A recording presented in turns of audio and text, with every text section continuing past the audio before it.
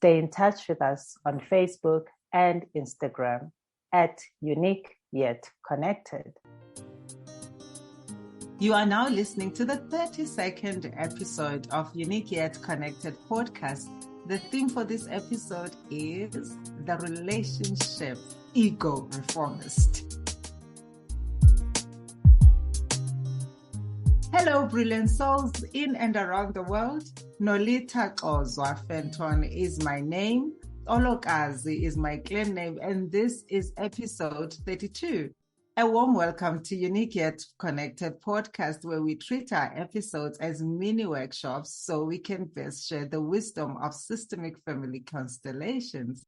Thank you for joining our movement of translating this wisdom into a practical language that all of us can easily understand, and most importantly, implement in our daily lives. The theme for this episode is the relationship ego reformist. Remember, when you comment, ask questions, like and share our content and links, you help us grow together. And there wouldn't be a podcast without you, myself, Kinga, Nick, the ones who came before us, and Bert Hellinger, the founder of the work that is most fulfilling for Kinga and I. And as always, Kinga is right here on the other side. Hi, Kings. Good to have you. Hello, Noli. Thank you. Hello, dear listeners and co-editors. Yes, dear listeners, like Noli said, keep sharing this knowledge because it can change lives for the better. Thank you for your huge contribution. You are our inspiration in building and opening up the themes about the laws of love and romantic relationships.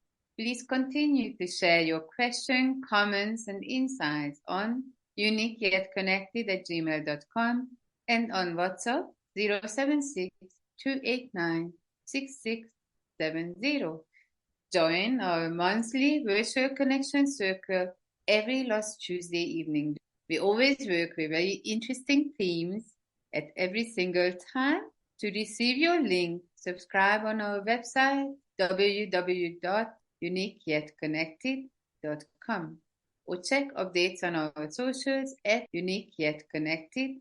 Or they can simply drop us a WhatsApp message so we can share the link. Our WhatsApp number again is 076-289-6670. We are in our 4th episode of the relationship chapter. The previous episode was eye-opening for me.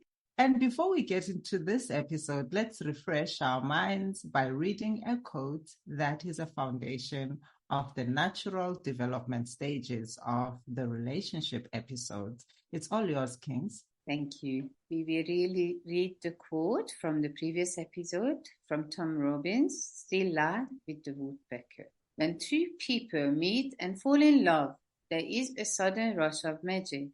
Magic is just naturally present then.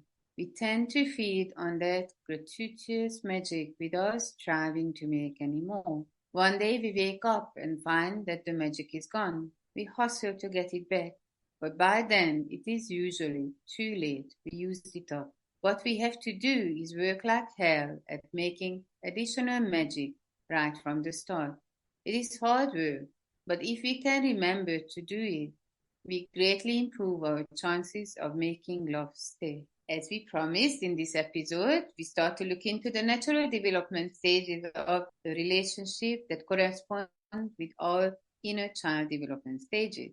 There are different ways we can look at and analyze relationship development, but because I also work with inner child development, it comes naturally that we will look at relationship development through the lenses of this approach.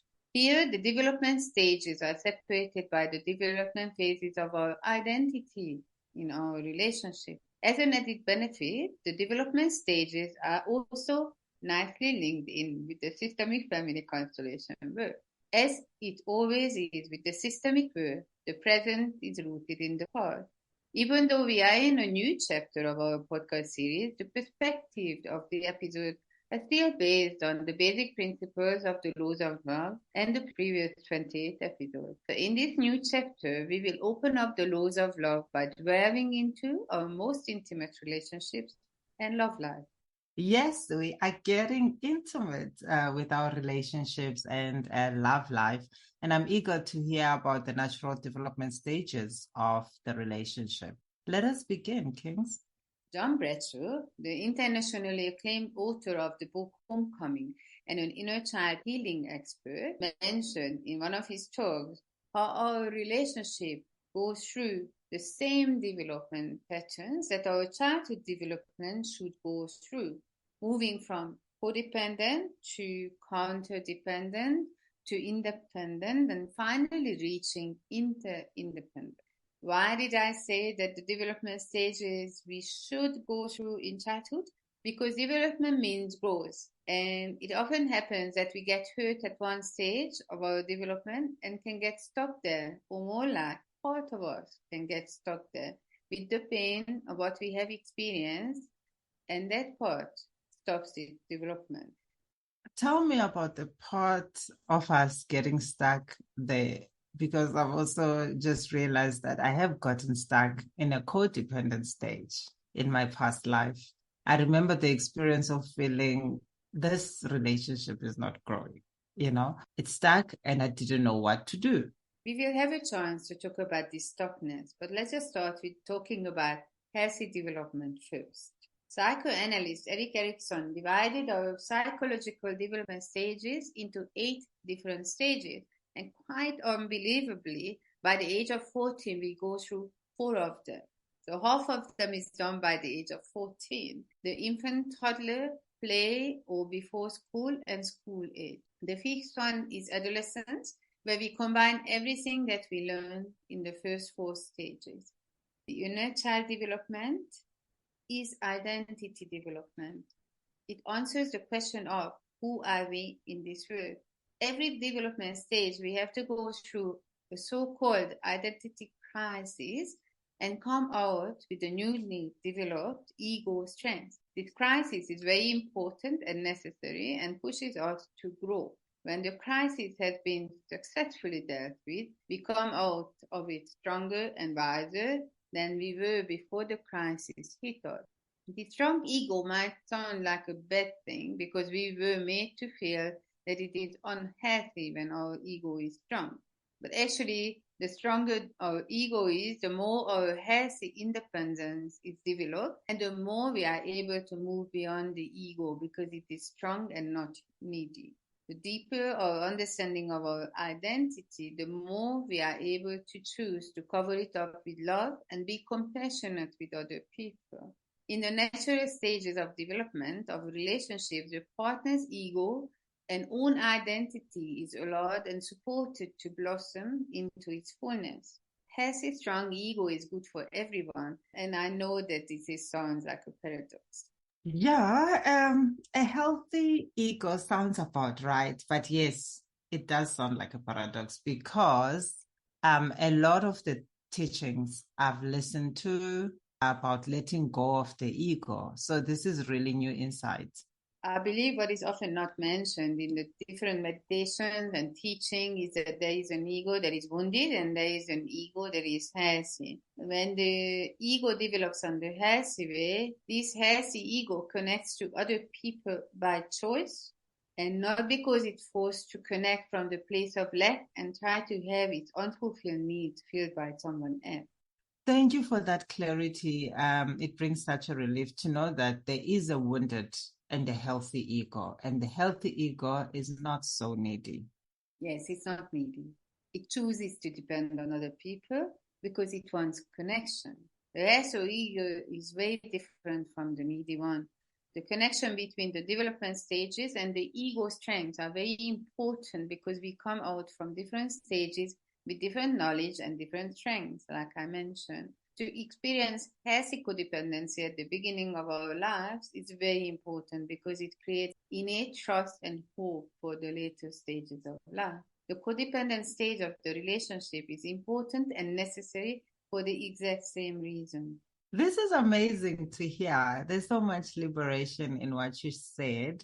I'm now realizing that the codependent stage is healthy. So that is why in a new relationship, one spends so much time in that closeness because we develop that trust and hope to grow together. Is there a way to bypass these stages? Just asking for my skeptical friends.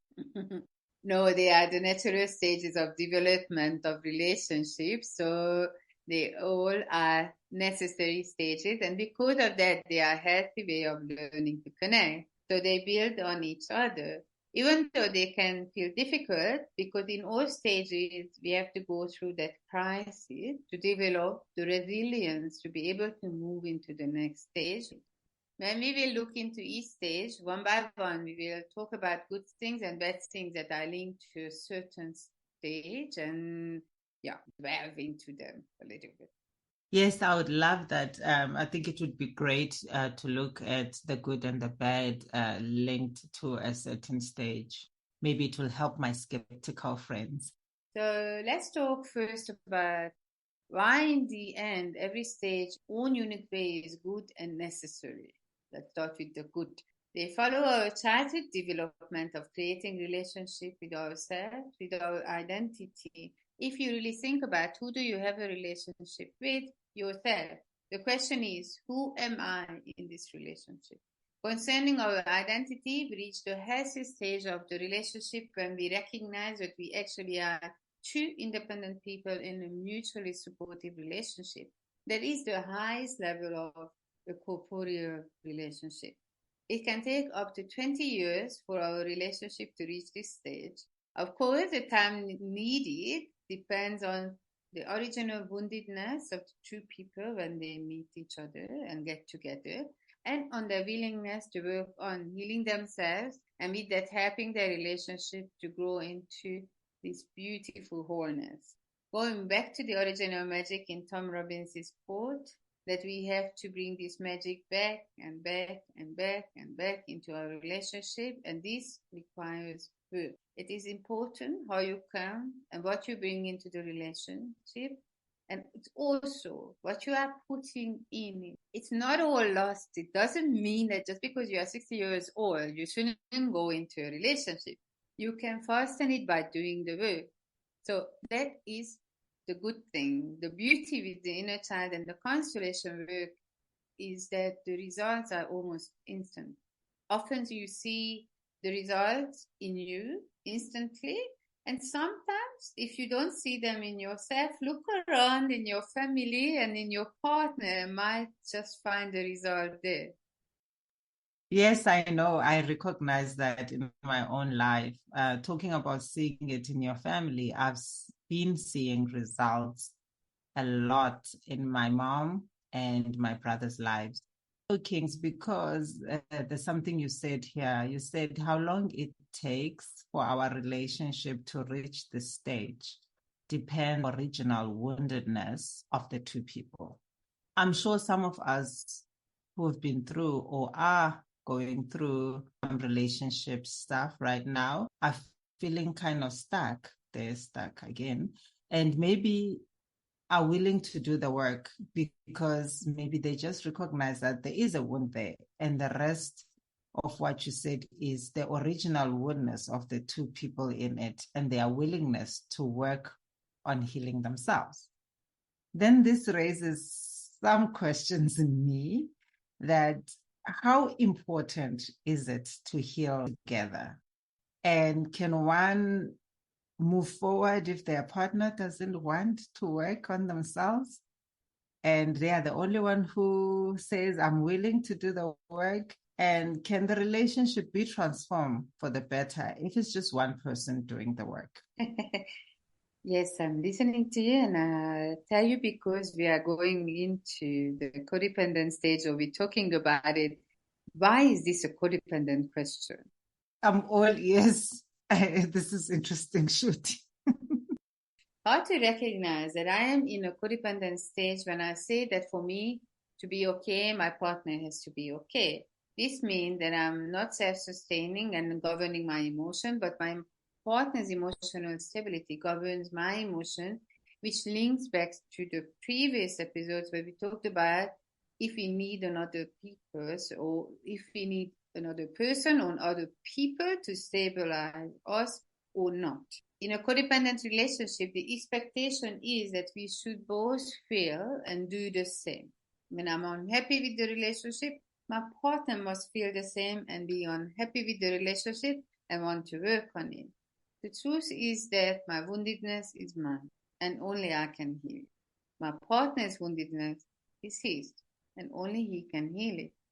When I heal my woundedness, it will alter the relationship dynamic, and only when we are healed can we really say what we really want or don't want from a relationship.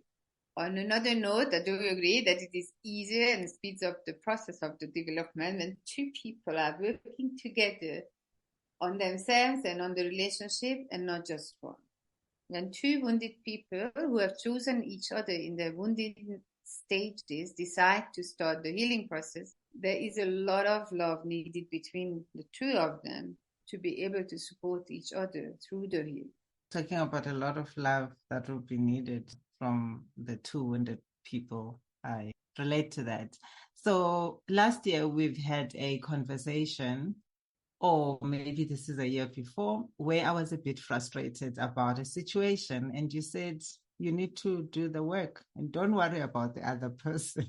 So that is why I was laughing. As soon as I said what I said, I remembered this. And I think really what trips us up when we are in that frustrated space in our relationship, because we are like, oh my goodness, I'm working and they are not working, and we don't realize that that stops us from focusing on our own work, because we are also focusing on the other person who's not working. And according to our perspective, and, all this thing is so frustrating, and it makes it difficult to see our own results and shifts in our own lives, because we are thinking that if the other person is not doing the work, then the relationship is doomed. So when you said to me, it's my wounds that I must focus on, and it's my childhood stuff and whatever stuff that's in my family system. So that is my work. I'm not connected to the other person's family system.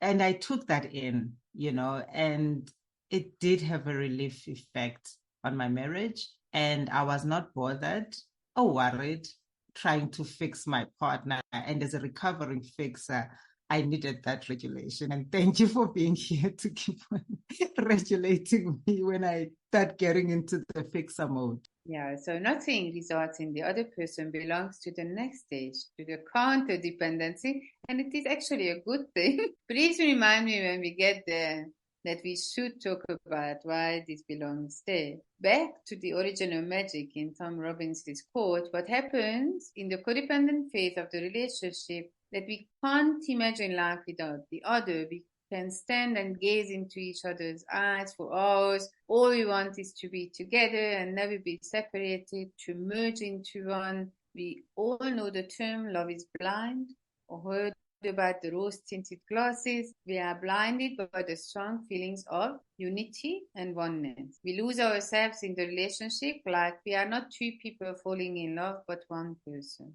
We find happiness in every little thing related to the relationship. Even the act of thinking about this person brings us happiness. We spend hours thinking about and planning how to please our other half. Suddenly that me, the capital M-E, we talked about in the previous episode, only wants one thing to become a V, W-E, capital W-E, the two halves merge into one. This stage is really magical and takes us back to the wonderful feeling of unity from loneliness and isolation. When two people fall in love, they reenact the earliest mother-child bonding. In essence, they fuse into each other. They feel omnipotent oneness and power. Each shares his deepest and most vulnerable self with the other. Oh, I'm smiling and all, feeling all, fuzzy and all, because I remember all that puppy love. The world could even just fall apart, We don't really care at that stage. We're just here safe and nothing really matters but us. From what you said, this is the reason why the codependent phase is intoxicating and feel like it has so much power over us as individuals. And this is what you said was we reenact the earliest mother mother-child bonding. Is this the cause of what I've just mentioned? And is it why it's so powerful? It's almost like you can't stop yourself. It's a force. Yes, it is. It takes us back to the safety that we experienced when we were one with our mom. As a baby in our mother's womb, for the first 9 months of our life, we are fully codependent emotionally with our mother. This means that every feeling she feels, we also feel it. We can see through the constellation work that how we are affected unknowingly by what happened with our mother while we were in the womb. Also, what was happening between our parents while we were in the womb. We picked up feelings from mom that don't belong to us. Her fears, anxieties, and a lot of other things. For example, mom will be fearful when there is a care that the baby is going to be lost or there was a baby lost before the pregnancy. This fearful life that we picked up might stop us from fully stepping into our life. That is why we have specially teamed 9 months in the womb constellation, where we go through every month of the pregnancy from conception to birth. When you do this constellation, it's like that. You have been reborn into this life free of mom's emotions. You don't carry the circumstances of what was happening while your mom was pregnant with you. When you were born, the initial bonding with mom also deeply affects your relationship. You used to be completely one with mom, and now you are out and your body is separated and have to rebond under these new circumstances. If this bonding couldn't happen for some reason, the baby will have attachment issues later in life. A good example is when the baby was put into an incubator to save his life, but the baby will connect with the machine and not with mom. The same thing can happen when mom has postnatal depression and is not available emotionally for the baby. Even breastfeeding has an effect. It is part of the initial bonding. In my case, my mom couldn't breastfeed me, and my parents really, they did the best. They organized a lady who would come and feed me milk. Yet I still ended up in a constellation that was about healing my attachment issues. Oh, this is very insightful, Kings. I'm sitting here like wowed and thinking I would like to book this constellation session for myself. This takes us to the next question. What if a mother passes away from childbirth? We have mentioned this in one of the previous episodes, and this is a big thing.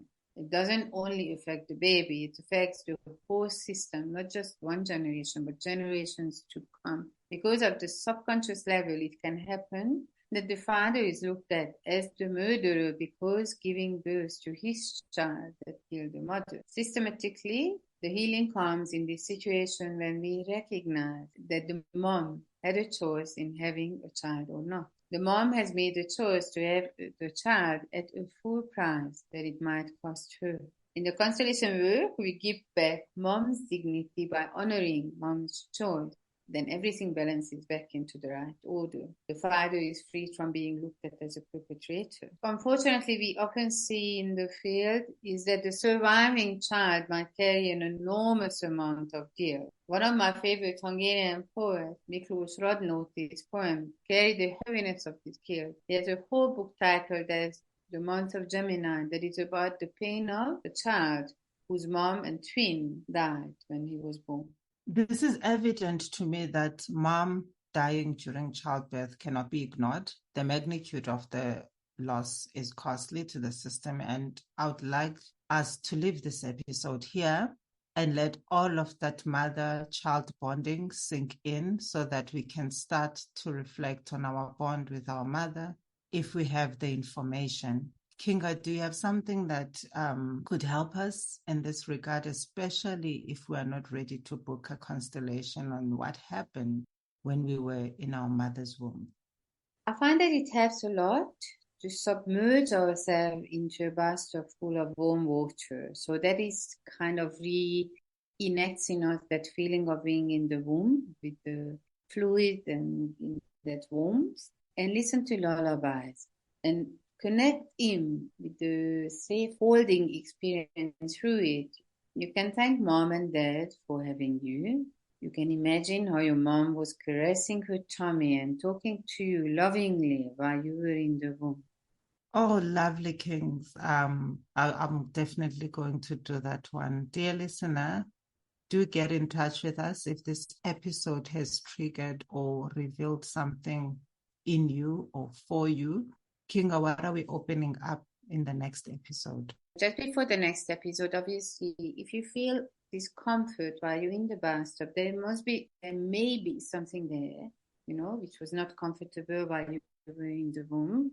So only carry on with the exercise if it's a pleasant experience for you, just for safety reasons. And in the next episode, we will keep on looking into the further stages of the codependent stage.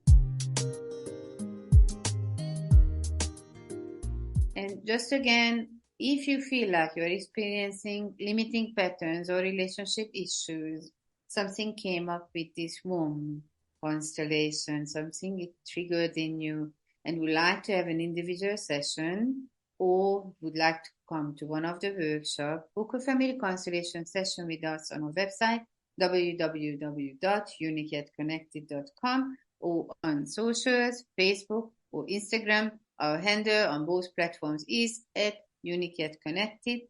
And thank you. And thank you for listening to our 32nd episode. And another big thank you to Nick Mons from That Guy Productions for making us sound fabulous and on point. Our 33rd episode is in 2 weeks' time from now. So do tune in on the 15th of October from 10 a.m. South African Standard Time. And do remember that our episodes are online. They are evergreen. You can listen to them at any time on Facebook and on Anchor FM or Spotify. And we're looking forward to hearing from you. Like our pages and engage with us on Facebook or Instagram @Younique Yet Connected. Younique spelled YOUNIQUE. Stay unique, stay connected, and remember you are one of a kind, and we can only create a really meaningful podcast together. Kosonom, Siabulela, Tamaku. Thank you. Bye. Thanks, Kings. Thanks, Nick. Thank you. And you can also listen on YouTube and on our website. We have a podcast page, so it's easy to find us. Look for us, find us, listen to the episode. Thank you very much. Thank you for listening.